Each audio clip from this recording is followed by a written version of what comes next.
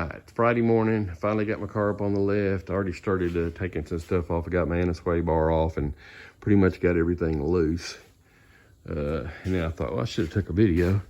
So I'll just do a quick one here. I'm gonna reuse my coilovers. Oh, here's what I'm doing. I couldn't get gears here in time, what I wanted. So I'm taking this out and replacing with another rear end I had, that's all.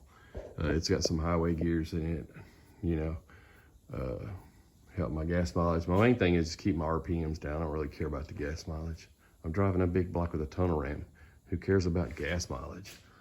Anyway, 12 bolts coming out. I had a 10 bolt, but I couldn't get all the bearings here to replace all the bearings in it and clean it up. Everything wasn't gonna be here till Wednesday. I didn't wanna work till the last second because I've got other stuff I gotta be doing around here. So I've got this little rear end here. It's out of an S10.